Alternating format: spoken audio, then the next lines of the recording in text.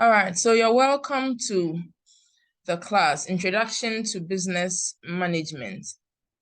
My name is Nanaya Mankwa, and I'll be taking you for this course. And I believe that by the end of the semester, we'll all appreciate what we've learned in the course and be able to implement it wherever we find ourselves, in our workplaces and everywhere that is needed for us to be able to manage anything. Okay, so I wouldn't have, I'm seeing 12 people here, and what I'll encourage is that when you join the class, kindly rename yourself using your full name. So instead of iPhone, instead of Strawberry, instead of Techno, Phantom, whatever, you would want to name yourself with your full name so that I can take the attendance whilst the class goes on. I just hope you understand. Thank you. I can see somebody's hand up. So in an event where you want to ask a question, you can just show your hand and I'll be able to get you to ask your question. Okay. Right.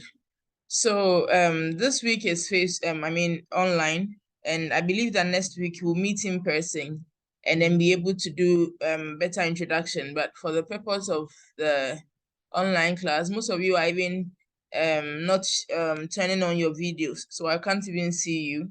So God willing, next week I hope to see your faces, and as much as you can, if you are in a good place, you can turn on your video. However, if you are not in a conducive environment, you would want to turn off your video and also mute yourself so that we don't get the conversations from your homes and your the streets coming in. Okay, thank you so much. If you have a question, you would raise your hand and then we'll quickly unmute you so that you can talk. Okay, thank you. Right, so as I said earlier, introduction to business management. Now, our focus is to be able to understand how businesses operate and how managers and employees as well can come together to operate the business in a way that the purpose of the business will be achieved. Now, I'll share my screen and then take it from there. So kindly give me 1 minute. I want to share my screen with you.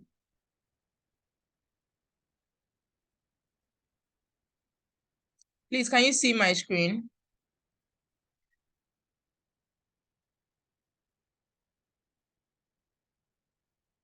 Hello. Please, can you see my screen? Yes, madam. Yes, please. All right, thank you. So you're welcome once again. Now this is talking about the first chapter. We're talking about business ownership. Okay. Now every business is set up for a reason. Now typically businesses end up seeking for profits.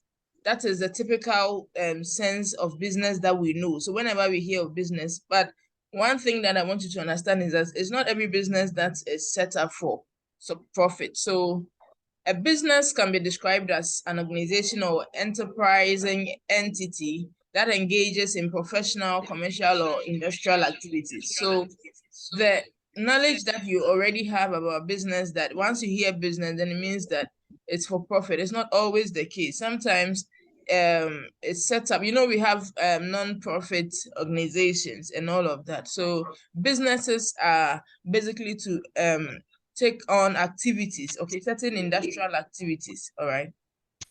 Now, we want to look at the characteristics of businesses.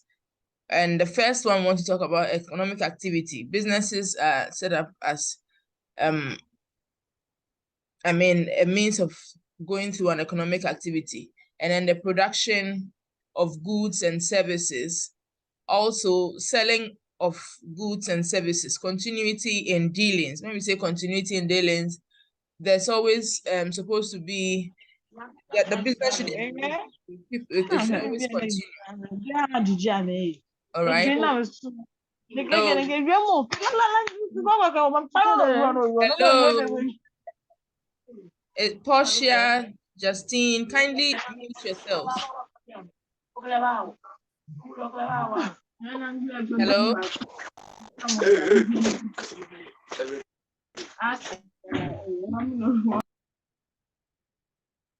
All right. So thank you. Now we're talking about continuity in dealings, profit earnings, and then elements of risk, uncertain returns, legal and lawful, and then also consumer satisfaction. So businesses typically want to be able to satisfy their customers, all right? So these are some of the characteristics of businesses. Right. Now, in deciding what kind of entity you want to be, there are certain things that you would want to consider. And one of them is your skills. If you want to choose any of the types of businesses that we are going to be discussing, you'd want to know how skillful you are and your ability to manage that choice that you are making. Again, you want to know the kind of capital that you have. All right, the capital that you have will also influence your decision to choose which one, and then the expenses that will come up as you start the business, willingness to consume liability, and then the level of control wanted. So if you want to be fully in charge, then you would also know the kind of entity that you would want to choose to be. Now, the length of time you expect to own the business. This also influences what choice you make as a business, all right? So now we want to quickly go into the types that we have. Now, the first and foremost one that we all know about is the sole proprietorship. Now, when we talk about sole proprietorship, it's simply, once you hear the word sole, then it means that it's just one person, okay? So basically, the person who owns the business is the one who manages and runs the business. So the person who starts the business is the one who owns the business, manages the business, and everything in the business is done by this person. All right, so that is what we call the sole proprietorship. Now, when we look at it critically, realize that all the profits in the business goes to this person. And once the profit comes to you, then it means that every loss or loss will also come to you. So everything that is good comes to you, then the bad ones too will come to you. So the profits and the losses are for the same person. Now, it's liable for the debts of the business. So the owner, the sole proprietor, is liable for all the debts. If the company or the business owes anything, is the person that owns the business that will have to pay. All right. Again, in a sole proprietorship, owner must decide how much liability protection he or she needs. So the liability protection has to do with the insurance, okay? Being able to insure yourself against any kind of liability. I mean, he decides what kind of insurance I should take. It's just like owning a car. You decide whether to use comprehensive or whatever kind of insurance that you want. So the owner also insures. He decides what kind of insurance to have for that business. All right. Now, I want to look at the advantages. The very first one we'll talk about is the ability to create it. Is very easy to create it, and it's not expensive. Okay, when you are creating a sole proprietorship, you don't need much of paperwork. You only need to just start usually. Okay, again, you also have control as the owner. Everything is under your control, so you decide where and what should happen in the business, and that makes it easy for you to run the business. And then you realize that it's really the regulations for sole proprietorship is very low. Like you are hardly regulated. All right, it's just like having a shop in front of your house. I mean, you hardly find yourself having to comply to legal regulations here and there, government regulations. It's very difficult to have such in a sole proprietorship. So it makes it easy for you to just run the business. Again, the business pays no taxes, income taxes.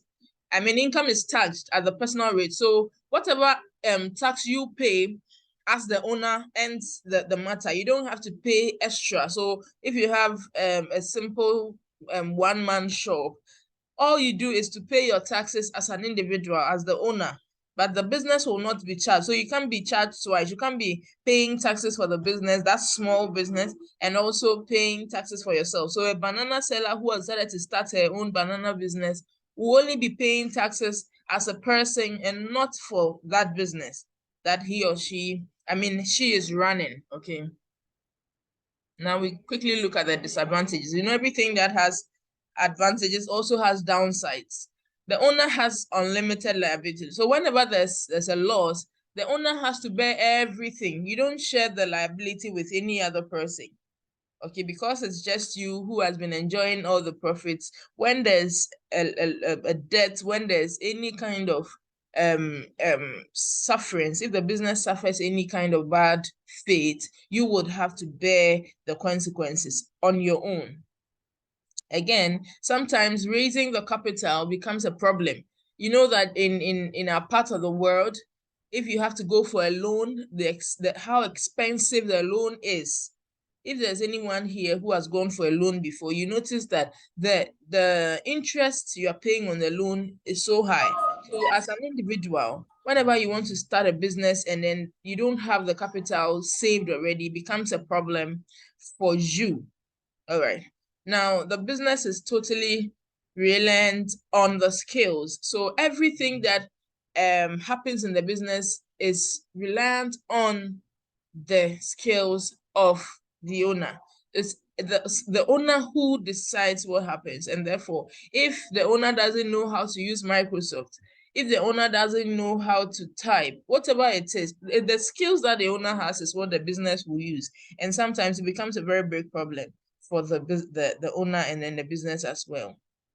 Now, once the owner passes on, the business is likely to fold up, okay, because there's no other person in the business, and at the end of the day, nobody knows much about the business to even continue. You leave it, even if you leave the business with family members, they are unable to do the things that you used to do. So these are some of the disadvantages of the sole proprietorship. Okay, so once we the things that we have said, you notice that financing is a big problem, and then the fact that the owner has unlimited liability. All right, thank you.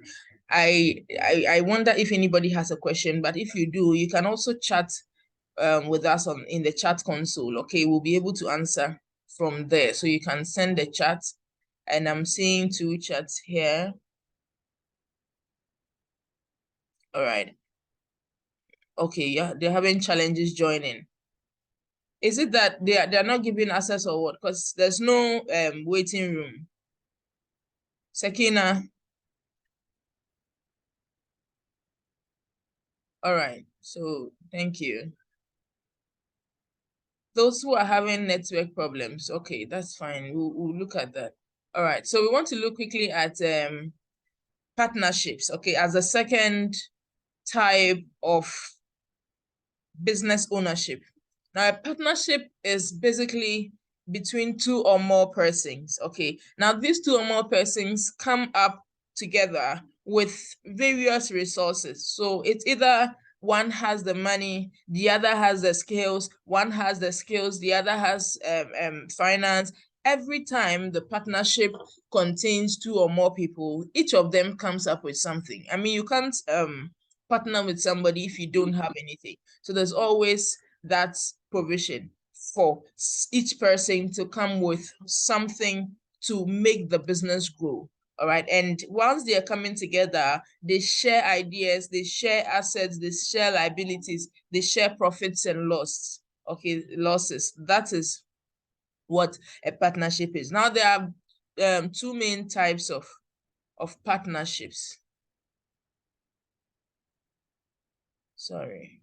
All right. So we have the general versus the limited. So we have general partnership and then the limited partnership. Now, in the general, what it means is that when we say a general partner, okay, a general partner is somebody who has unlimited personal liability and takes full responsibility for managing the business. So in every partnership, it's saying that the law requires that a partnership have at least one general partner. The general partner comes in with all he has. So when we say that he has unlimited personal liability, what it means is that whenever there's a loss, the general partner, in addition to what he has invested in the business, will also lose other personal things that he has, okay, other personal possessions. That is what the general partner stands for. So every partnership is required to have somebody who sacrifices all. That the limited partners can be more than 1 or 2 or 4, but at least you should have one general partner in partnership. Is it clear? All right. So a partnership may be set up so that all the partners can be general partners. So in as much as you have to have one, at least one, you can have all the partners being general partners so that whenever there's a loss or whenever there's a liability, all of you share unlimited personal liability. Okay, and you take full ownership of the business. Now, so this is what we talked about, the limited partner and then the general partner. A limited partner doesn't come in with full liability. So he enjoys, it's only the investment that he has made that he will lose. Whenever there's a fold up or there's a liability to be shared, he will lose only his investment. A limited partner cannot be actively involved in managing the business because he has not put in his all. He cannot be actively involved in the management, but the general partner will always be actively involved because he will lose everything he has in the business and also his personal possession when there's a problem. Okay. Right. Quickly, we are looking at the advantages, and we're saying that it is inexpensive. Partnerships are inexpensive to create. Reason being that every one of you comes up with something. Okay, you contribute, so it's inexpensive. You can easily, because this one has money here, this one has money there, this one has experience there, you bring everything together and you create it easily. So you don't spend, one person doesn't spend much to create it, unlike the sole proprietorship. Okay, general partners have complete control. So if you're a general partner, someone who has invested your all, someone who is willing to give up your personal possessions, then you have control, complete control. Okay, so partners can share ideas. As you all know, there's a saying that 2 heads are better than 1. Sometimes you have to be specific to say that 2 wise heads are better than 1, because if you have 2 heads that are not really, what do you call it? Okay, let me leave it there. Right, so partners can share. Okay, that's there. So now we want to look at the disadvantages. It's difficult to dissolve one partner's interest without dissolving the partnership. So once, you are 2. If one person says, I'm no longer interested in the business, automatically there's no partnership. It's just like being in a marriage or what have you. Once the other person says that I can't be here anymore, there is no partnership. Okay, so it becomes difficult for the other person to continue. So automatically, you can't run the business unless you dissolve it and then start as a sole proprietor if the other person doesn't want to continue, or find another partner. So once the other partner doesn't want it, there's a problem. There may be personality conflicts in partnerships. And as you all know, dealing with other human beings is difficult.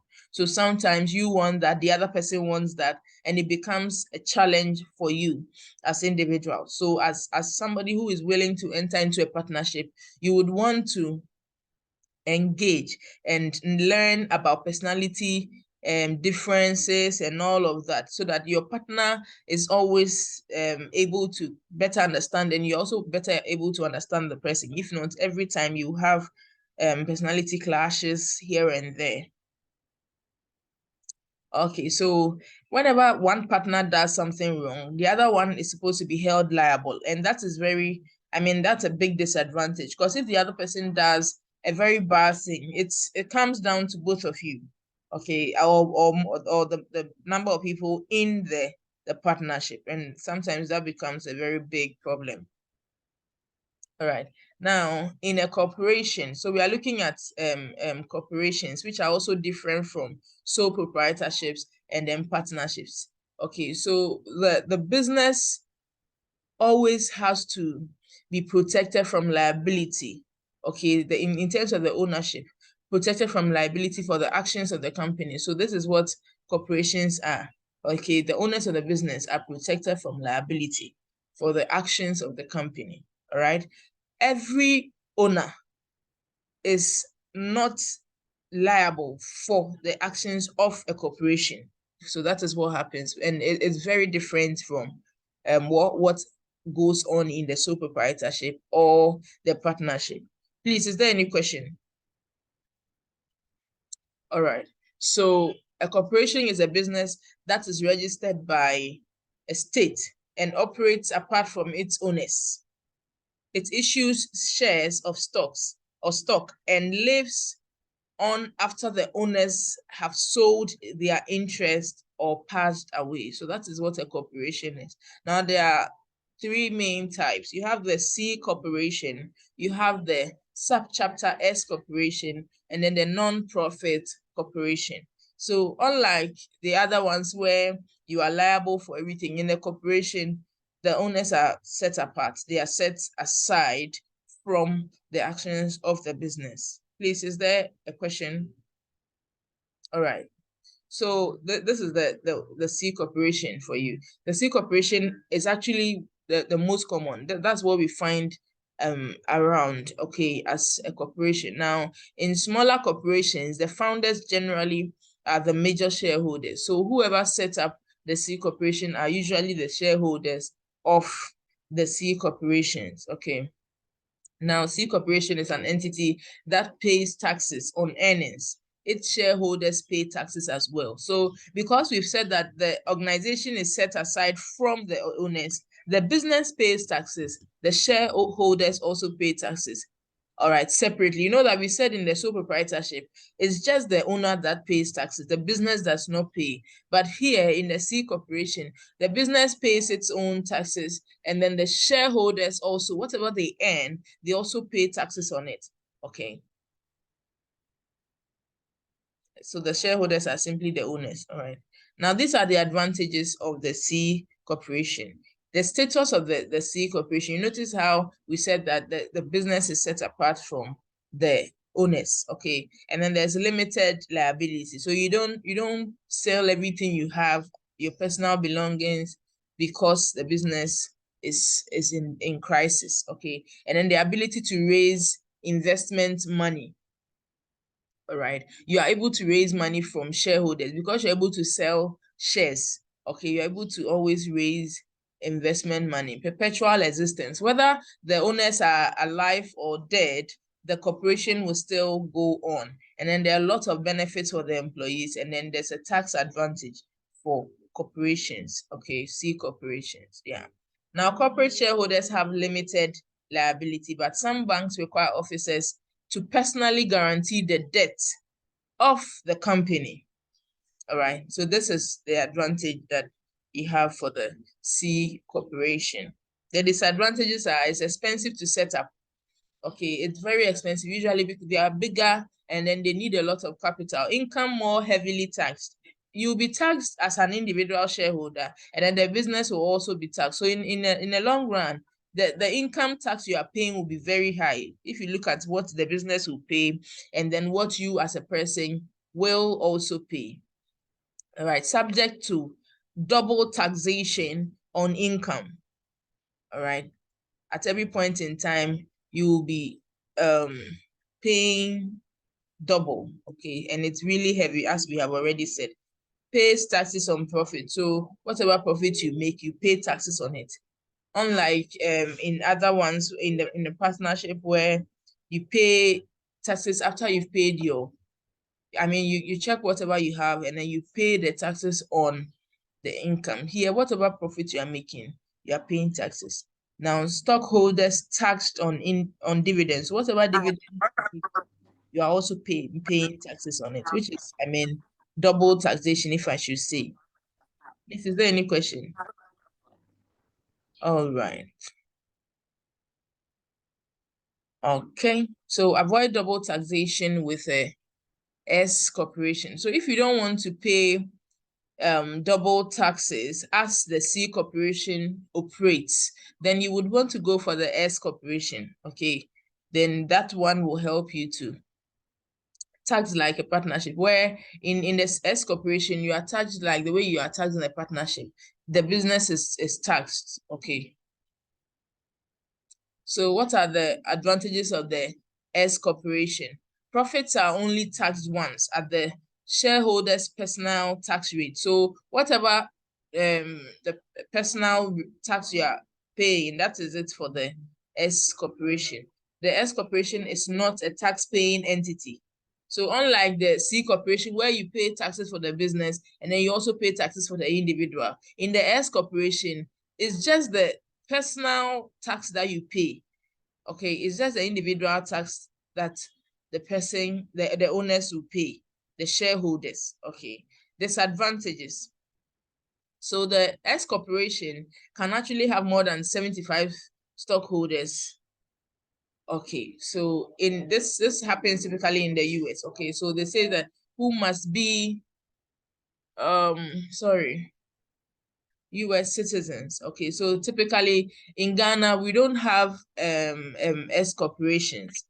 Now, most of our corporations are C corporations where people, I mean, the owners are taxed as well as the business itself. Okay, so I think we are running out of time on the Zoom, so we'll end this one and then I'll create another class so that we can join quickly. Okay.